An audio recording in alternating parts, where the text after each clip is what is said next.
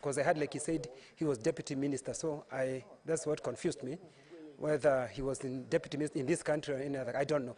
What's that?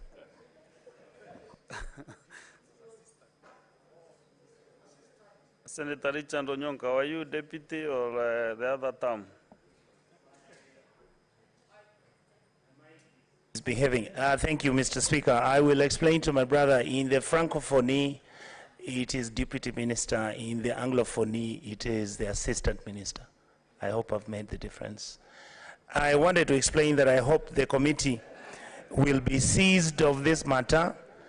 And I hope, because, Mr. Speaker, many of these workers that you see going through this torture are actually hustlers. I hope the hustler government will now take it upon itself to make sure that you go and make sure we sign bilateral agreements with all these countries which are verifiable and which are reciprocal, so that then we can make sure that when Kenyans go to work out there, Mr. Speaker, they're treated with dignity, and then they're able to bring the exchequer transfer funds which are doing such an excellent job to make sure that our country moves forward. Thank you, Mr. Speaker.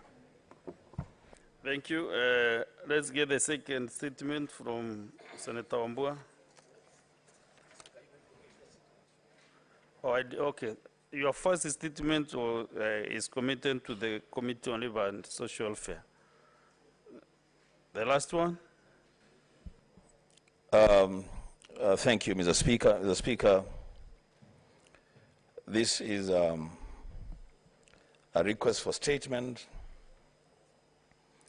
on the reintroduction of the school feeding program, especially in arid and semi-arid areas. Mr. Speaker, I rise pursuant to Standing Order 53.1 to seek a statement from the Standing Committee on Education regarding the reintroduction of the school feeding program in public primary schools, particularly those in arid and semi-arid lands. In the statement, the committee should, 1, explain why the school feeding program in arid and semi-arid lands areas was discontinued. 2, state measures put in place to ensure continued attendance and retention of children in schools following the discontinuation of the school feeding program in various schools.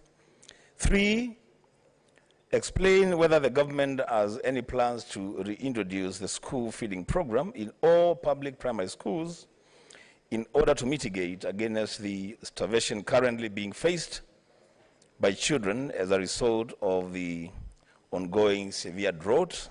And 4, spell out the immediate and long-term interventions put in place to alleviate the ravaging effects of drought and hunger currently affecting arid and semi-arid land areas. Mr. Speaker, just a comment.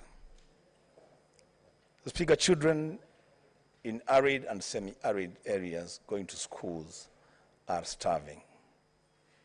In fact, the situation is so dire that we are losing lives in some areas. Mr. Speaker, it will be very, very important that the government and the committee to which this statement will go, the Committee on Education, will take this matter a lot more seriously than we are doing to change the situation, especially for our children in schools. I thank you, Mr. Speaker. Thank you. The statement stands committed to the Committee on Education. Thank you.